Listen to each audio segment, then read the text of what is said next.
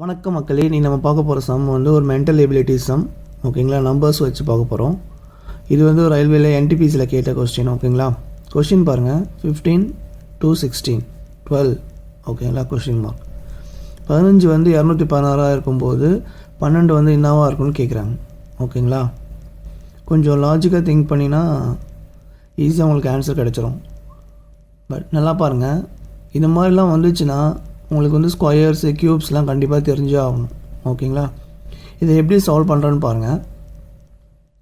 15 ஓகேங்களா, 15 இருக்குங்களே, இந்த 15ல் இப்படி எழுதிக்கிங்க 15.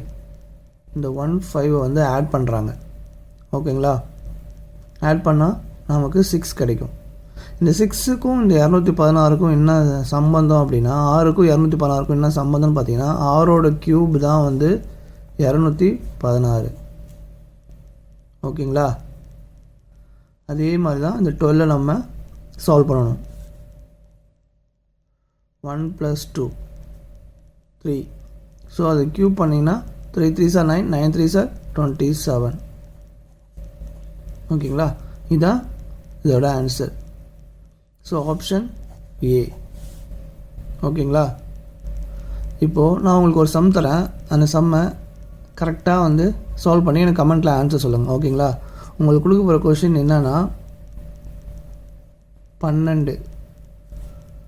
ஓகேங்களா, 12 வந்து 145. ஓகேங்களா, அப்போது 13 என்னவாக இருக்கும்? கரெக்டாக ஆன்சரை கண்டுபிடிச்சி கமெண்ட்டில் சொல்லுங்கள். இந்த வீடியோ உங்களுக்கு பிடிச்சிருந்தால் லைக் பண்ணுங்கள், கமெண்ட் பண்ணுங்கள், மறக்காமல் உங்கள் ஃப்ரெண்ட்ஸ்லாம் ஷேர் பண்ணுங்கள். நன்றி மக்களே. நெக்ஸ்ட் ஒரு சூப்பர் டெக்கில் சந்திக்கலாம்.